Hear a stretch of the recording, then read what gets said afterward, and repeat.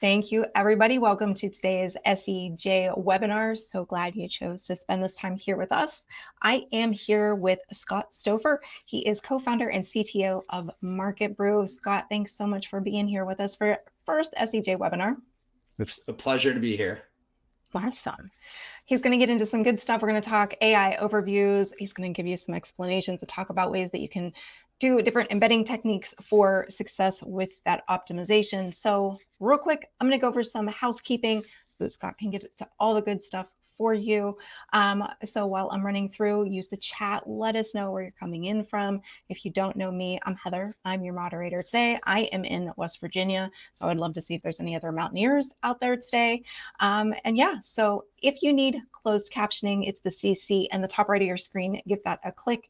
We will be doing Q&A at the end. So if you have questions for Scott relevant to today's topic, go ahead and add that to the Q&A tab. If you see a question in there that you like, you can give it a little thumbs up button, and that lets us know that it's important to you all out there. We'll do our best to front load those at the end.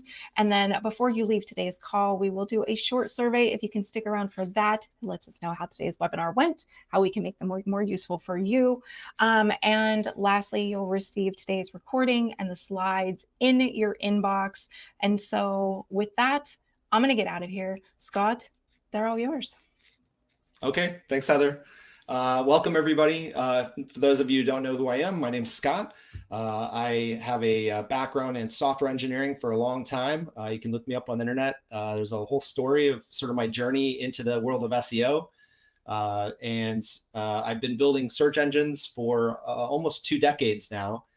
And, you know, if you're anything like me, this whole AI overviews journey has sort of been one wild ride. You know, the constant changes, the uncertainty, it's sort of been a roller coaster for a lot of people. And I totally understand that. You know, how is this going to roll out? How will it impact what I do? And so the unknowns can be frustrating, especially when you're just trying to stay ahead of the curve in SEO. I've been in your shoes. You know, I felt the same pressures, the same confusion. For someone deeply rooted in the world of search engine optimization, it's been a challenge to navigate this new landscape. So no doubt I understand everybody's perspective, but there's good news. After digging into a lot of the data and testing countless scenarios, I have found a way to not just survive in this new world, but to thrive. And today I'm going to show you what you can do and how we can turn this challenge into an opportunity. So I'm going to dive into sort of the AI overviews of Google as a proxy to discuss this, and we'll get into sort of the understanding of how AI overviews actually work. What are the components behind all of that? And then what can we do to actually affect change and understand what we're doing, take this uncertainty and turn it into an advantage for ourselves. So let me just start off by talking about AI overviews. You know, so obviously, for those of you who maybe don't know what AI overviews are, it's that new section at the top of Google where we're getting a sort of a context, a chat version, a chat GPT version of Google search results. And a lot of different competitors are offering similar systems. And so that's really what we're going to be focusing on today.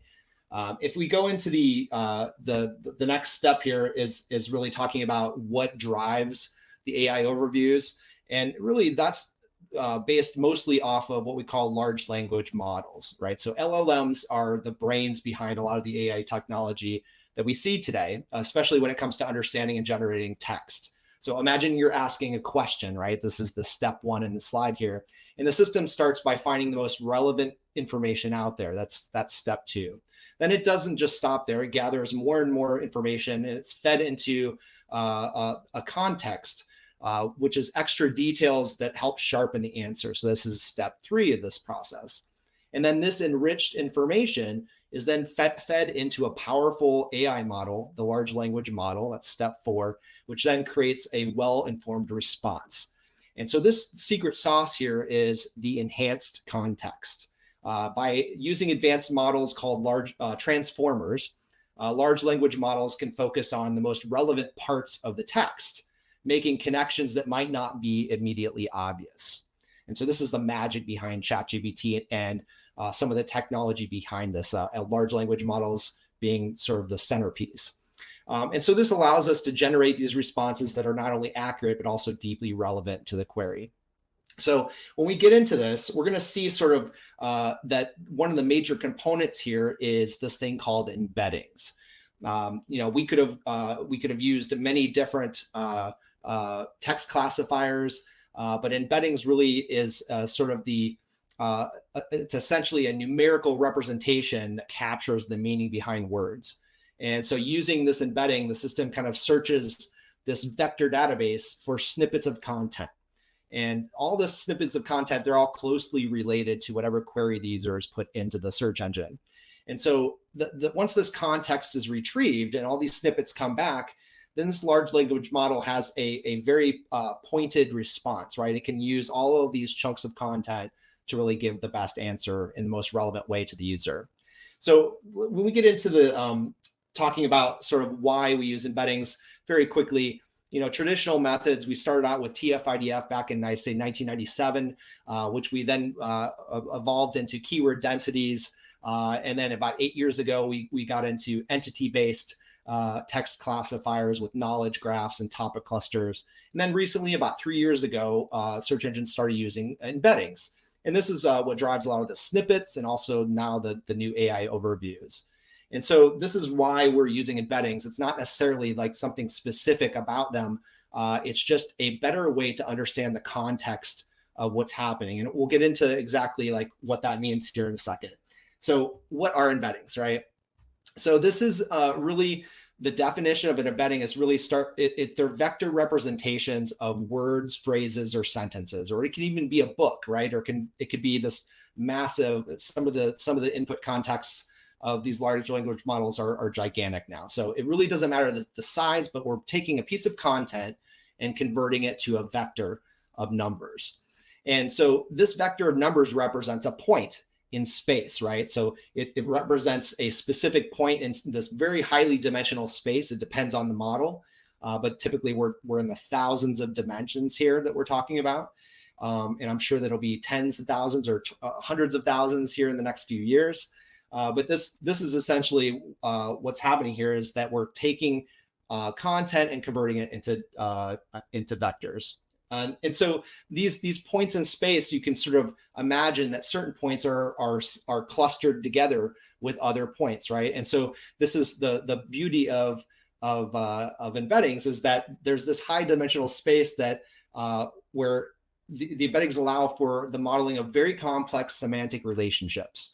For instance, like words that are similar meaning are positioned closer to each other, right? So these dots, these points in space from similar pieces of content tend to be close together in this highly dimensional space. So it's this beauty that drives a lot of the functionality of ChatGPT and AI overviews. So that's the technology behind it. Before we get into some of the really cool stuff that's going to be based off of this, we're going to take our first poll. So we'll ask SEJ to go ahead and start our poll off here and just answer this poll. It'll take maybe 30 seconds, and we'll get on to the next slide here. So what is your annual budget for SEO tools and platforms? It's just a very, very interesting question that we always like to find out. From my perspective, if as you're considering your budget for SEO tools, if your current toolkit isn't preparing you for what's next, then are you just keeping up, right? So like what is your budget for? Are you trying to actually predict what's happening, or are you just sort of reacting? So that really kind of drives a lot of the budget. And then for people that typically rely on more affordable SEO tools, while those tools can be more basic, they often lack the depth and precision needed to truly unlock advanced insights. So that would be my argument towards that. And for those of you who already spend a lot of money on tools, I would just make sure that you focus on accountability, right? There's no way to tie your spend to clear, measurable results. Then there's probably something wrong with that specific spend with these kind of tools, because advanced tools really should have full accountability back to the CEO or the budgeting director that can understand where this money is going and what might likely happen with this money. So anyways, all right, so we got 83% less than 20,000. And 12%, 20 to 40, and then only 5% up above 65K. All right, thank you. All right, so let's get into this idea behind what is using these embeddings, right? So I want to first quickly introduce this concept of BERT, or what we call Sentence-BERT. And so BERT is sort of presented as sort of the original. Sentence-BERT is sort of a variant of the original BERT, which was specifically tailored to create embeddings for entire sentences rather than individual words. So when we talk about embeddings moving forward, we're gonna put it in the context of chunks of content that are called sentences. Now, these don't necessarily have to be an actual sentence. They could be two sentences together. In certain models, you can see that there might be fixed length sentences. That's one of the things that we'll look at today. But really, what this diagram is trying to explain is that you've got sentence A and sentence B, right? And you have two example sentences. They're very similar. My father plays with me at the park, and I play with my dad at the park, right? Very, very similar. And so what the sentence BERT system is going to try to employ is taking a large language model for both of these sentences, right? It's going to use the same model with the same weights and parameters, and it's going to apply a similarity score, right? It's going to try to find sort of this vectorized score for each of these two sentences. And then based off of this, we can essentially look at the difference between these two sentences. So these 2 points in space that these sentences represent, we're going to basically take the same calculation on the same model and then measure the distance between these two. And this is called a Siamese network architecture. So that's basically what you're looking at. And that's sort of the basis of how the beginning building blocks of AI overviews start, right? So there's all kinds of things in here. What we measure, you're going to see here is what's called target cosine similarity. And this is just between these two sentences, it's calculating the angle of these 2 points in that space. So basically, the closer angles have a higher cosine similarity, and they represent closer meaning or context with each other. So that's the idea behind this, what Sentence-BERT is. And you can see here in this one example right here, where we're taking a piece of content on the page and we're chunking it up into fixed lengths we call sentences. And we can take any search result, anything that you type into Google, it can take that same query and convert it to a point in space and do the same thing, right? We can see what the distance between that query's point and whatever chunk of content on that page. So you have all these different cosine similarities for different chunks on the page. So that's the idea behind this. And how does cosine similarity work? It's very easily explained by this graph here, but I'll just add, again, we're imagining this massive high dimensional space. It's in a similar way that like maybe stochastic gradient descent works with neural networks. There's this cool thing with cosine similarity where we can measure angles and figure out like where is the close points around me in this space. So it's very, very cool. All right, so we get into how cosine similarity works. You can see that for, in this one example right here, you can see a cosine similarity for this chunk of content. So we can sort of create ideas behind like maybe having heat maps on your page, right? So each chunk of content might have a heat map, a color associated with it based off of how close it is to whatever query that you're putting in. So that's one example of like how we could use cosine similarities and this concept of the Siamese network or Sentence-BERT approach to embeddings.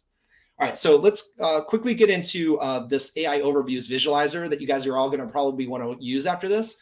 This is also free, so after this call, you can definitely hop on there and play with this and see for yourself with your own data. But this AI overviews visualizer shows how these embedding chunks are created and scored, right? So the visualizer that we have at Market Brew, it breaks it down into 700 character chunks. The quick story behind that is that this is just the simplest approach to this, and there isn't much information gained by doing all these other complex ways of breaking up sentences. So it's really unnecessary. So we basically break it up into these chunks, and this allows us to compare known biased pages for a particular query, right? So the idea is that if you have a search engine result page and you can apply this in the same way to every single page in that search engine result page, then you can kind of figure out what things that Google likes, right? So you can see what sort of what Google biases, you're identifying the content that Google favors, whether it be like they have higher cosine similarities, or maybe it's the structure of all those chunks on the page or something like that, right? So we're going to get into sort of understanding how we can start to figure out what Google wants based off of using this AI overviews visualizer. But you're going to see that this visualizer can immediately kind of uncover the basic building blocks of AI overviews of any large language model that you might be going to be using, whether that's the search engine, new search engine at ChatGPT or Perplexity or Google Gemini, whatever it happens to be. All right. So before we do that, though, one more poll. We are going to ask how important is the ability to conduct A/B testing and discover optimization opportunities in your SEO strategy. So how many of you really value how important the A/B testing is in SEO? And I just, while you're taking this poll real quick, I'm going to say that, without A/B testing, and I'm sure most of you agree with this, but hopefully you're essentially sort of flying blind in SEO today, right? So, and that's sort of the basis of all SEO. We've all started SEO by testing, right? And so it's really about understanding as far into that search engine as possible and continuing that methodology, right? The A/B testing, instead of flying blind and sort of relying on assumptions and outdated strategies. I think the biggest thing that A/B testing is helping us with is understanding what's changing right now. Like as Google has changed its bias, what's happening right now? And this happens so much that it's really more important to just be able to pivot quickly by testing rather than it's the fact of just, the foundational idea of SEO, because SEO is changing so much. It's really more important to be able to pivot. So in short, if you're not A/B testing, you're not really optimizing. So thank goodness all of you mostly agree with this. So, all right, so that's good. All right, let me go ahead and go to the next slide here. So we're going to get into sort of practical examples of using this visualizer. So when you get on there, you'll put in your URL. It's going to quickly go in there and operate on that page. Within a minute or so, you're going to be able to go back to the visualizer and put in whatever query that you want. So if you're trying to optimize for like a list of keywords, you can try each one. And for each one that you do, you're going to have this heat map sort of in front of you. So you'll be able to see, different cosine similarities for different chunks of content. And this in itself is really cool because you can start to understand it's not just a keyword matching thing, or it's not an entity thing that's happening anymore. It's really a very holistic approach, right? It's taking chunks of content and all the relationships of those words in that highly dimensional space. Each one of those would have a point. So as we do chunks of content, you can sort of see these points are really the averages of all those points in that sentence. And so these really complex relationships you'll start to see here. And so, quickly, one of the things you can do with this is that you can click test new content. And that allows you to understand exactly how to change things, right? So you can go in and basically edit the HTML and maybe change that chunk of content to be reworded slightly differently and see how that cosine similarity changes, right? So this is sort of like the sandbox mode. You guys are going to be able to play with this and kind of understand like, oh, these are relevant sections of content, but these are not. Maybe I have too many of these non-relevant chunks of content on my page and I need to kind of refocus this. But the problem is really kind of understanding what to copy, right? And so this is the high ticket item thing that a lot of people end up wanting to answer is that, well, now that I know these embedding structures, well, what does Google like when it comes to an embedding structure? And so for that, I'm going to have to sort of get into the history of search engine modeling just for a few minutes here. Search engine modeling, many of you are probably wondering at this point how much of a factor these embeddings are in Google core results. So to address this, I'm going to get into this and we'll talk about the search engine modeling. I'm actually one of the pioneers in the industry. So we started this, if you go to the bottom of marketbrew.ai and you look at the patent numbers, I encourage you to look those up. They're really cool. All these patents are cited by Google and other SEO tools in the industry. It's this idea of a transparent search engine, right? So we would build a search engine, but not for Google's purpose, but for the purpose of understanding what Google wants. And so it's sort of a feature extractor out of this neural net of Google that we can sort of model all these different areas of the search engine and then figure out what the bias and weight settings are such that our search results produce the same search results as the target search engine. And so we had this a very amazing discovery in 2014. It was a genetic algorithm that allowed us to point our generic search engine to any search results, and it would essentially fill in those bias and weight settings so that our search results now all of a sudden behave like the same thing. And so that's the idea behind search engine modeling. It doesn't have to be the market version of this, but the idea that we are trying to break things into a little bit more first principles. And so you can see sort of this AI overviews visualizer. You're going to see a bunch of metrics at the top, like max similarity, right?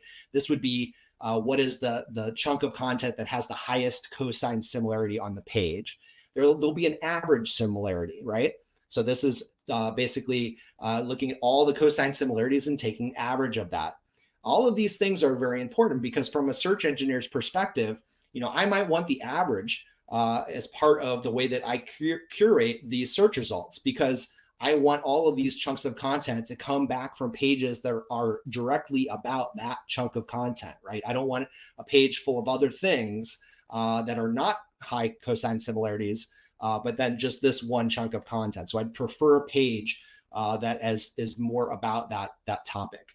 So if I choose to do that, if that's what the quality rater guidelines basically have directed me to produce, then I need to dial that algorithm up. So all of these think of these are like KPIs that could be used as inputs or into derivative algorithms that help shape our search results. So for example, right here, you can sort of see that these top KPIs at the top of this AI overviews visualizer, for search engine models that calibrate themselves, this is something that goes a step further. So basically, because we can calibrate these models, we can then figure out sort of what recipe of algorithms are set for each SERP. And then we can also introduce new algorithms, right? So the big question would be, how do we know if any of these KPIs would actually help or should be part of a Google model, right? And so the cool thing about these models is we can use them on themselves. We can turn it on themselves, and we can measure the effect that introducing any of these new algorithms are to the model. So we can say, based off of these, 10,000 search engine result pages with all these different search intents, does this improve the accuracy of the model or not?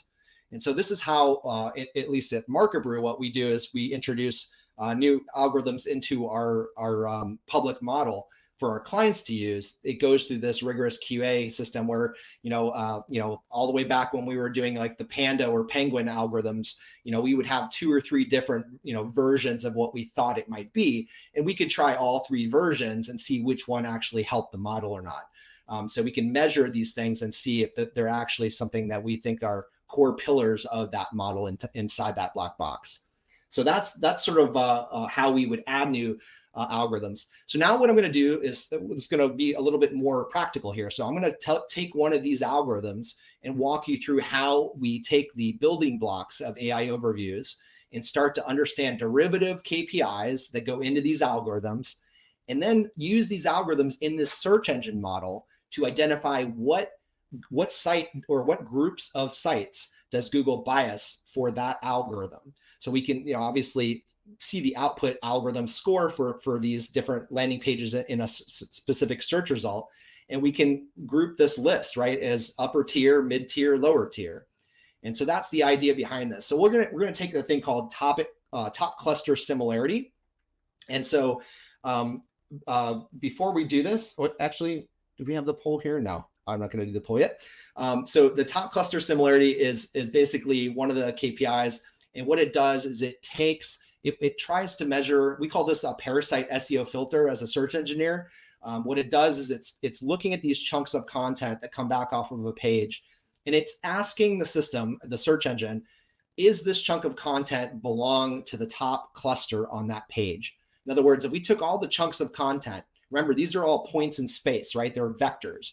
And so this point in this highly dimensional space, we can look at all of these on the page, and we can do a thing called k-means clustering. So for the non-technical people, we're basically just saying, it's a popularity contest. If everyone is grouped around this one area, then this is the top cluster, right? If this is the biggest area on the page of all these points in space for all these chunks of content. So that's what we consider the top cluster of the page. It's actually called a centroid. So it's an average of all of these vectors. And we can do this for the site as well. So if we've crawled the entire site, we can do these chunks on a site-wide basis. So we can say, hey, search engine, group this entire subdomain into 3 clusters and give us what the top cluster is. And this will tell us what the site is about. We can literally see all the chunks of content that are semantically related, and they're all at the top. And this is what we believe the site is about. So this algorithm will penalize any pages or any chunks of content that don't belong to either the top page or the top site cluster. And so to give you an idea, sort of like visually what this looks like, so the first thing what we would do is, for each embedding, we would calculate its page or site cluster, right? So for each embedding, we would say, hey, are you in this group for the page? And also, are you in the top group for the site? The lower cluster number means that it's not. And so basically, we can then look at for each algorithm, right? So for every algorithm that we're adding, including this top cluster similarity, we ask 2 questions, right? One is this algorithm's rankings also correlated with the overall rankings, right? So we want to have a Pearson correlation between the output of algorithm A or B or C with the overall rankings in that search result. So if there's no correlation, we don't even want to consider this, right? We found negative correlation or non-correlation with this. So that's sort of like the first gate that we have to get through. Is it correlated at all? The second gate we have to get through is your site or this target page, when we apply this algorithm to that target page, just like we did with all the other pages in the SERP, is it in the top group that Google biases? If we put it on a list from 100 to 1 or whatever the score system is for that algorithm, is it in that top group? And if it's not, this then represents an amazing opportunity, right? It's a highly leveraged thing against a calibrated model. We know that if you close this gap, the model will change very quickly, and we can measure how quickly that is. So, we can imagine that you could create these prioritized lists sort of for top cluster similarity, and you can sort of see if that's something that your target page is suffering from. And so you can see right here an example of what you'd see in Market Brew, which is basically it will point out one of the sites in that top group. It'll say, hey, this is the output of the algorithm for this outperformer page, and this is the output for your page. And so you can see in this example, I don't know if it's probably too small on the screen, but the chunk of content being in a lower page cluster caused it to have a lower score in this algorithm. And it also found in this specific, for it to get to a task system here, it would have also had to found high correlation with this algorithm with the overall results. We've seen this happen over the past 6 months. There's been a lot of sites that have been gotten sort of eliminated because they had this massive site and they wanted to start like a health site or a gambling site, or and then they just added it onto the site, right? This is the typical parasite SEO, and so as search engineers, this is a very new thing that we're filtering. So it's probably going to have at least a few more years of version. We're on version 1 right now. I would say version 2 maybe. We'll be on version 5 here in the next few years, which will practically eliminate most of parasite SEO. But it's really just a tuning system now at the point of understanding, is this page or is this chunk of content part of the overall site meaning, right? Or is it off in a different direction of the page? All right. So let me get into the last poll here before we get into some of the closing remarks here. Search engine models, right? So based off of what I already said, how likely are you to consider search engine models to discover which algorithms that Google biases and the pages that it biases for those algorithms? So not only picking apart sort of why you're ranking the way you are, but also what are the, what's responsible for those gaps and what actually could be done to close the gap on those gaps. So, all right, 67%. And honestly, I feel like the direction of SEO is going this way. You see this with all the SEO tool manufacturers. everybody is focused in on how do we understand and drill all the way down into first principles, right? Because that's really what the whole concept of this original patent by Marker Brew was back in 2006. How do we define a very transparent this black box that's become very opaque because Google keeps taking away all of the measurements, and all we have right now are rank trackers, right? We're just all looking outside the black box, waiting for the results to come out of the black box. How do we kind of go into the black box and understand a little bit more on a fine-tuned scale of, which algorithms are responsible? What am I doing? What is my strategy? How do I align my strategy to what Google is biasing at all times? All right, so let me move on finally to just a brief recap of sort of where we've come. I do want to encourage all of you to go out right now to the AI Overviews Visualizer, and it's totally free. You can, I think there's a cap, max cap on each day. So if you hit that, just come back the next day. But it's a really cool tool. You can go in and go in and understand everything about any piece of content, and then you can even test like what the content might do. That's a really cool feature to be able to understand, oh, if I change this, then, this is in the top cluster of the page now, because I've mentioned, like our overall, site or overall page theme. There's a lot of different things that will be a light bulb moment for all of you. And I'm really, really grateful to be able to show you this, because I think it's going to help a lot of people, and it could definitely, make or break a lot of situations for those of you. So I'm very excited about that. Let's see, we'll get into, so some slides before we get into Q&A here. Obviously, definitely check out a lot of what people are already saying about search engine models and the testing that their own systems are doing. It's just incredible what you see today, having the ability to understand Google at a little bit more of an intimate view of Google, more intimate than, listening to the PR team.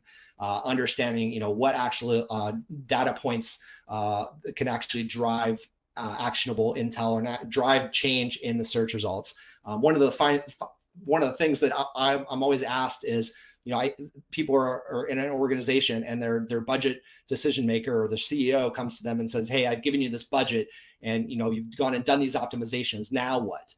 Well, if you can't answer that, now what? Whether it's a model or some point of data that you've measured that you can predict what will happen if you do this or that, you really need to rethink your strategy, right? You need to be able to have some sort of structure where that takes your personal vouching and intuition and experience and put that to the side, because Google will change its algorithms. There will be turbulent times ahead, I promise you. And you don't want to be the villain, right? You don't want to be the villain that CEO comes down and says, "Hey, you told me this," and meanwhile Google pivoted, and now you have to change all of your strategy, and you have to explain this to the CEO. Instead, just point back to the data, right? Recalibrate your search engine models so that you can show the CEO you're the hero. You can see exactly which sites the Google biases now. We can dig into exactly why that is, and then change our strategy across the board. We can now align exactly to what Google is biasing. So that's sort of my pitch on search engine models. I'll hand it over to back over to Heather to start the Q&A. I'm sure you guys will have some amazing questions, but it's been my pleasure to be able to kind of share sort of the basic building blocks of AI overviews. I hope you guys learned a little bit today based off of that. So. Awesome. That was great stuff, Scott. Thank you so much. And we do have some questions. We're definitely going to get to those. But one question, since we just talked about this, from D. Rogers, is asking, is there a help doc that explains how to use the visualizer and understand the output? Yeah, so we have, I think at the bottom of that AI Overviews Visualizer, there is a customer manual. So you can look that up. And I do believe there's a section in the AI Overviews Visualizer where this is a very fluid new tool that we've just developed, and it keeps changing. So I'm sure that that's something that we're gonna have to keep up with.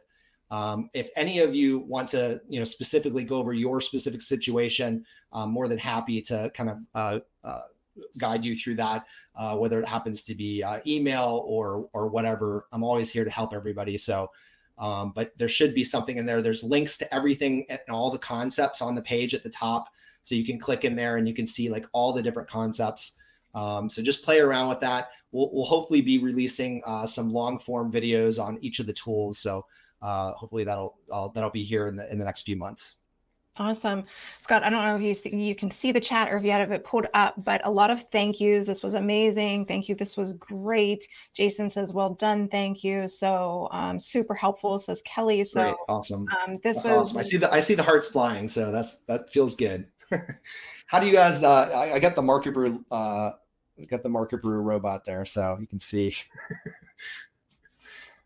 All right, let's get to something. We've got some great questions. Let me get to the right tab though. Okay, hold on. So here we go from Dominic. I'm going to throw these up so everybody can see them. So regarding improved text, are there knowledge graphs and topic clusters still important? Do embeddings only help with AI overviews or they impact search rankings too? Yeah, so and this is all anecdotal, right? We've written our own sort of Google simulator, so that's as much as I can say. I'm not walking into Google and reverse engineering their code. But from what we see, you can see a clear arc. If we, I think, I don't know what slide it was, maybe slide 4 or 5, but basically where we talked about the semantic arc in search engines, where going from TF-IDF to entity to keyword density to entity graphs, knowledge graphs, and then finally to embeddings. And really, we're seeing in our models across many different models, the embeddings algorithms, there's a whole family of them actually. That whole family is sort of taking over a lot of the, both the entity and the keyword-based text classifiers are sort of giving way in bias to the entity-based ones. And this, in our system, is designed to measure the core model, right? It's not, there's only a few companies that are tracking AI overviews. I have a call with one in an hour because they're very excited to show me their stuff. But AI overviews modeling is just starting to happen, or monitoring is just starting to happen. But we can see clearly that it's operating with the core results.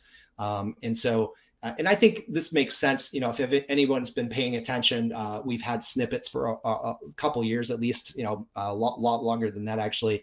And snippets really is driven by the same concept, the Sentence-BERT system. All right, moving on. So we got a question from Josie. Are embeddings something that Google automatically does, or is it something that we have to code in? It's just something they automatically do. You don't have to ever have embeddings in your life ever. It's just that it happens to be one of the technologies that Google is now using to classify content. So if you do want to understand how a search engine sees your content, or how a ChatGPT sees your content, or Perplexity, or whatever it happens to be, you need to think in terms of embeddings, right? It's just the same way of, like, in the old days, we'd have keyword hunters and all the different companies that helped you find the right keywords and the family of words and all the variations. And then recently, all these tools that allow you to get the right topic cluster, right? Define like the hierarchy of all the semantic structure. It's the same thing, except it's a little bit higher dimensional, right? It's hard to explain without sounding kind of weird, but imagine this like 1,500 dimensional space, and there's a point in for each chunk of content that you want to represent. And as long as you use that same model, you can take all of those points and start to understand like closeness to one another, right? And without having anything to do with like the, how many number of keywords are in that page, or where they are in the page, or whatever it happens to be. There's just so much more complex relationships. And you'll see in the next 2 to 3, 4, or 5 years, a lot of tools that come out of the AI space that will try to extract the features of large language models. I know a team at Uber's been diligently working on this for years. I think Market Brew is really kind of in that group where we're doing it for search engines. So we're feature extracting the search engine large language model or the neural network. I think, you're going to find all these other feature extractors, and we're going to be able to pull out such richness out of the content that, the SEOs of the future are going to be, looking back on the content structure of the past as like, very archaic. The new stuff is just going to be so colorful, and the relationships, there'll be so many that we have yet to define. So. You hear that? Lots to come. Okay, so Benjamin asks, what tool or process do you recommend for A/B testing since Google Optimize is gone and other ones do cost a little bit of money? Yeah. So, and just for those of you who know that Market Brew is kind of like has always been on the high end. We do a lot more processing. We process things like a real search engine. So it takes more servers, it takes more processing, takes longer, but you get precise first principles, right? We can build link graphs that show you exactly what a search engine is seeing. But there's many variations in between that work just as good, right? It really depends. The A/B testing tools that you see out there, you just want to focus on ones that have the best data, right? Obviously, everyone's going to have an A/B testing platform that you can do the testing and you can see the results and measure everything. But if you're just basing your testing off of looking at the black box, right? Like looking at the output of the black box, which is just the rankings. Then just keep that in mind, that when you're doing these tests, it's very coarsely grained information. So don't think that it's fine grained and apply it as such, right? So you just have to understand a lot of these tools will basically say, take the average of the top 10 and do that. And that's great. It'll get you to the top 10, maybe, as long as there are other components that you haven't skipped over. But if you want to get to the number one position, then you really need to know, like, what's the number one site in each one of these algorithms, right? For embeddings, who does it best for embeddings? Who has the best structure for embeddings? All of these things would be very useful. And so just think of trying to get the best data, getting the most fine-grained data when you're doing A/B testing. It really doesn't matter, like, all these different tools. It's all better than not doing A/B testing at all, right? So I think that's the key point. So, and there's a couple other questions regarding A/B testing. So I'm actually going to bring another one of these up. So we talked about tools, but like, what are some questions around like best practices and like where to get started, some examples? So anything that you can kind of add to that? I mean, you could talk, I would say if you just go to our site, the Market Brew site, or type in Market Brew A/B testing, we have a really great article on this that just goes through all the different, purposes of A/B testing and what you're trying to get out of A/B testing in SEO, because it's slightly different than like something like, if you're doing like CTA testing or like something like Optimizely, where you're doing clicks and stuff like that. You're really trying to understand what is the search engine telling us, and then we need to understand what are the things that is there a way to isolate what we're changing so that when we do see a result, we know for sure it was this change, right? That's why we created search engine models, because we want to be able to basically create these control groups, right? Where nothing changes, and you can just change your site, and none of the competitors have changed in the search engine. None of the bias and weights have changed in the search engine, so that you can know for sure. You can do unit tests, right? You can change like one little thing on your site and then see what the impulse is on that model, whether it's positive or negative direction.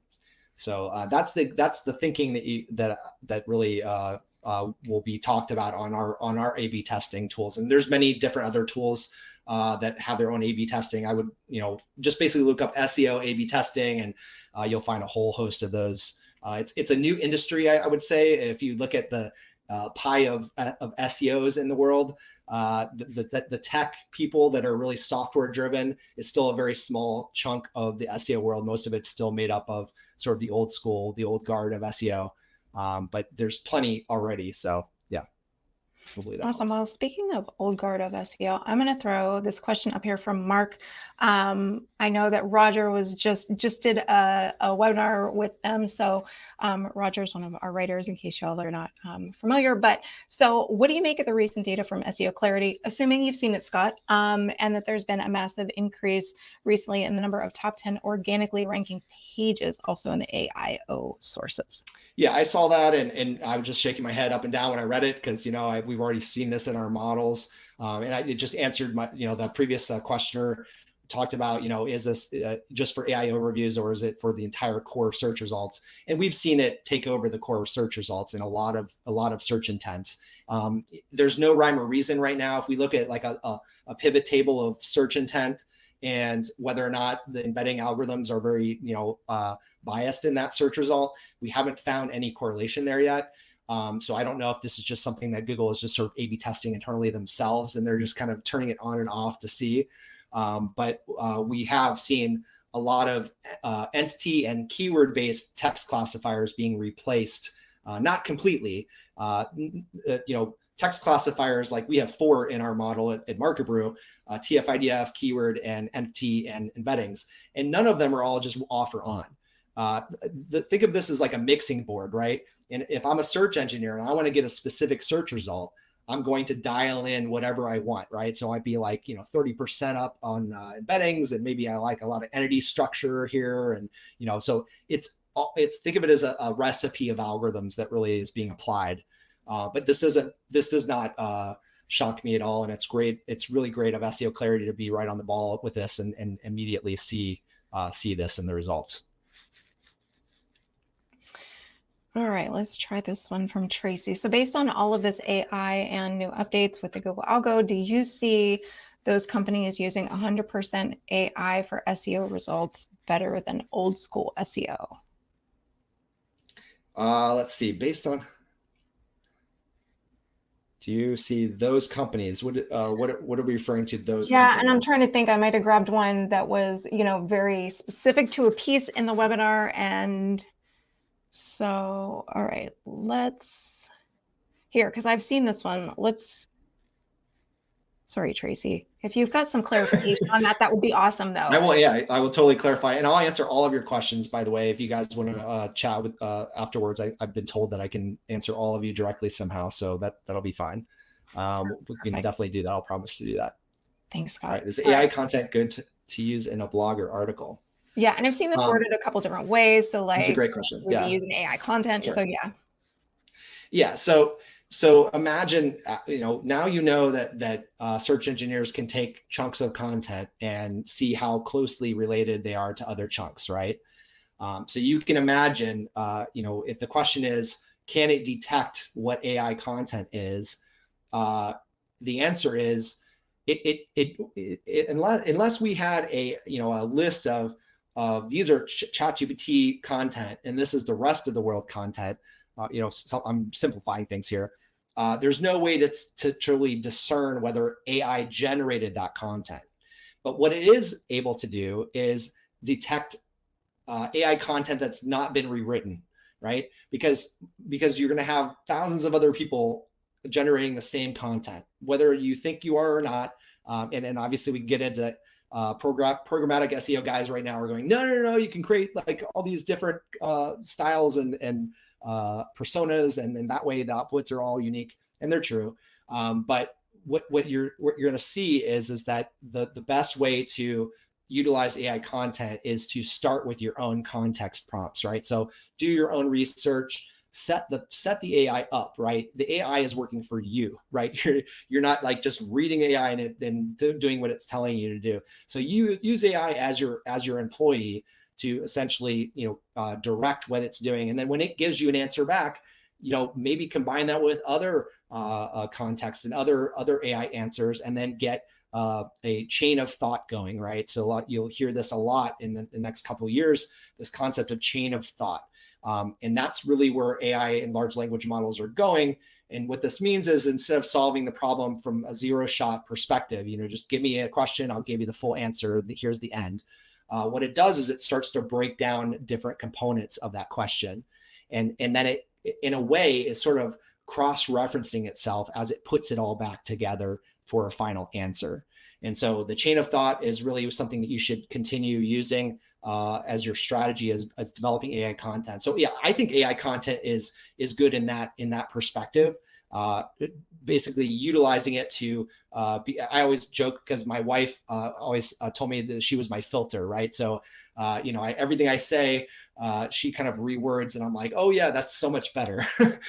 Because search engineers, we're not very the nicest talking people sometimes. And And so in the same way, I've sort of replaced my wife with ChatGPT. It can just basically take what I'm trying to say and just kind of reword it so that it's accessible to everybody.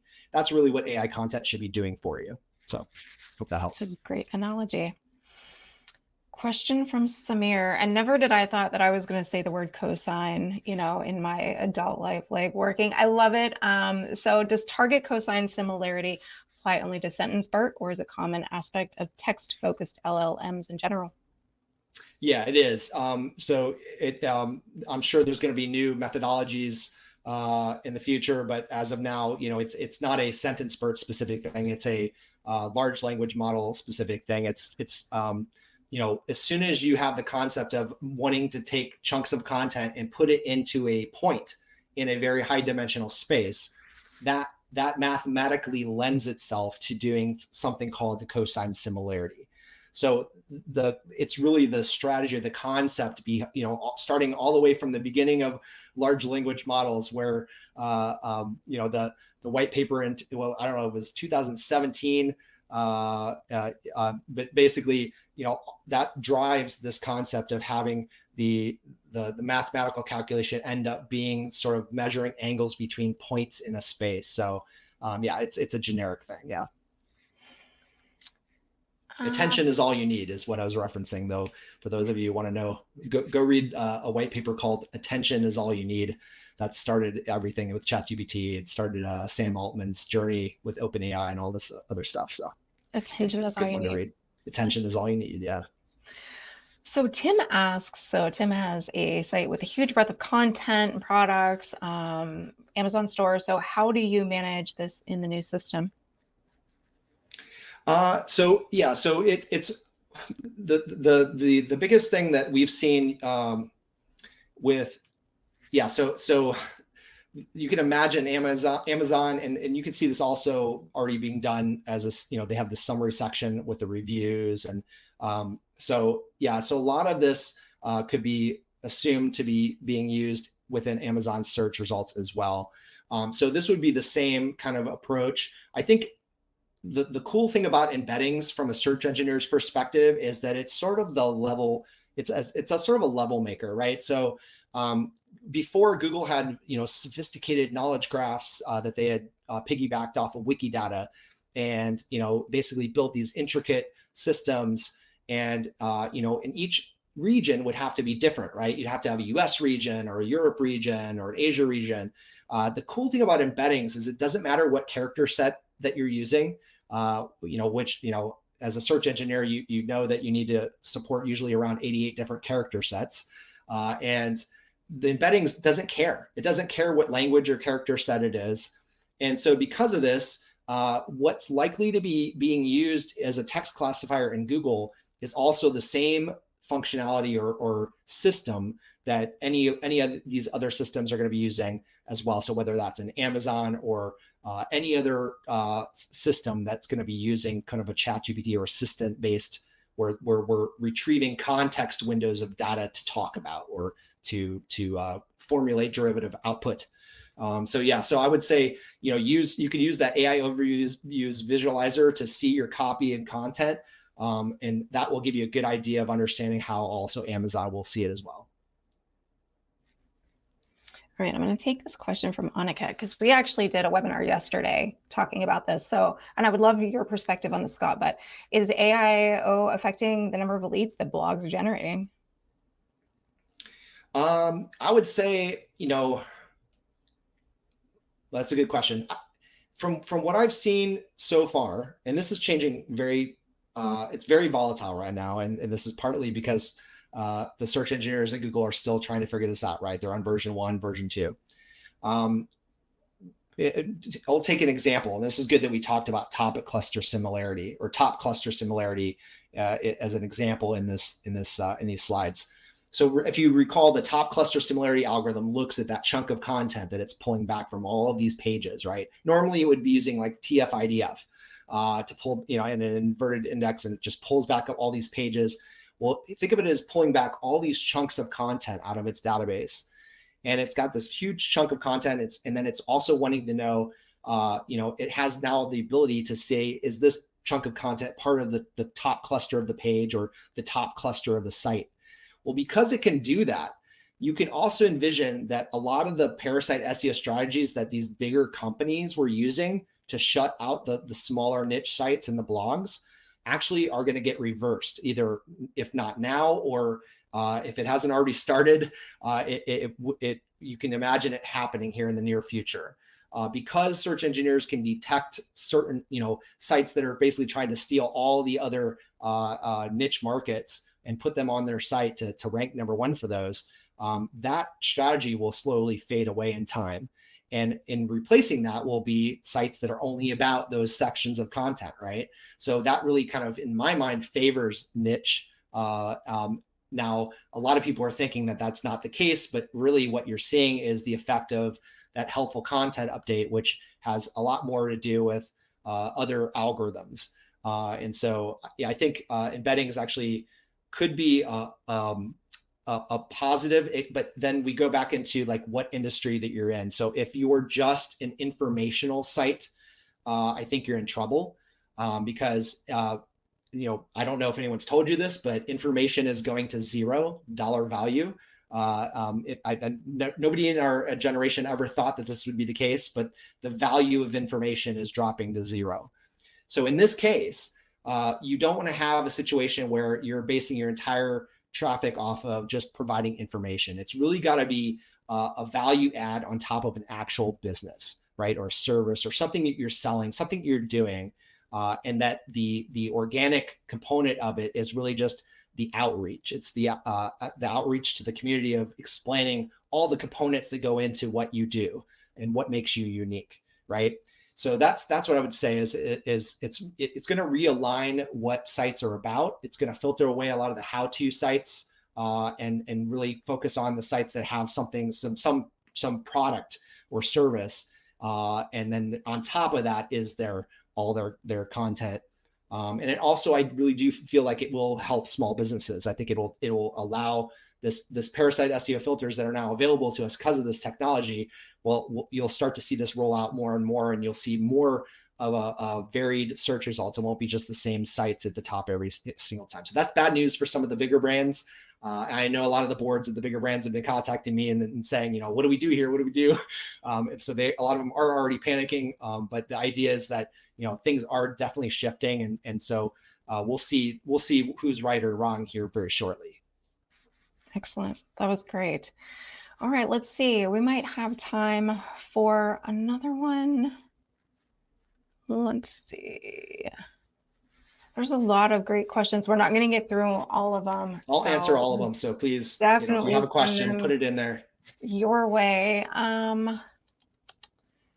Let's do this one. I think we kind of touched on it, but does Google accept AI generated content for ranking and indexing? Yeah, it does. I think everybody that has been playing around with it has noticed that it's worked. I think the thing to be we have already touched on this topic a little bit, but just to add one last thing, if you're doing programmatic SEO, please realize that there's only so much content you can produce given your link graph. In other words, your backlink structure to the site. So if you don't have a lot of link flow or link juice or whatever you want to call it coming into the site, you can only have, you can't just be producing like 10,000 pages just because you can. And so you'll find this out that Google has this system where it measures the average amount of value per page internally. We have a specific metric called average link flow. And it drops below that certain amount. They basically shut off impressions to these pages. In the old days, they were kicked to the secondary index or supplemental index. I apologize to all of you old timers. But yeah, it does accept this kind of content. It's just whether or not the user wants it once they get to the Correct. site. That's the big thing. And as we all know, like if users aren't going to click on it, we know that that's a nav boost signal. And so, it has to be solving. It has to be providing value. Exactly. All right, Scott. Well, with that, We're about at the end of our time. I want to thank everybody for joining us. And Scott, I'm going to thank you for all of the information that you shared. Before you leave us, so there's handouts in the handouts tab. I know that we shared them several times across the chat too, but Scott, tell the people where to find you. You can just go to marketbrew.ai. There's if you guys are very interested and serious about these search engine models, we do have a product. We can do a demo for you, so you can just click on book a demo. For those rest of you that are just getting into this, I would highly recommend just go to that AI Overviews Visualizer. You can just type in AI Overviews Visualizer. We've used this entire concept of embeddings on marketbrew.ai, so you can just look at our traffic over the last year and what it's done. So that's a really good proof of sort of the structure and this what I'm talking about today. But just go to that site, and I'm always available on Twitter and LinkedIn. Every day I'm on there, and we're also putting out YouTube shorts and shorts on TikTok as well. So we'll be continuing doing that over the coming months. So, and again, much love to everybody. I love you all, and thanks for coming to my TED Talk. I love it. I love it. And to everyone asks, even Shilpa, just ask, yes, you will get a recording of this session. You'll get the slides. And so we'll get that all over to you later today. Watch your inbox for that, Scott. Thank you again. Everybody, I will see you on next Wednesday's webinar. See you next time. Thank you.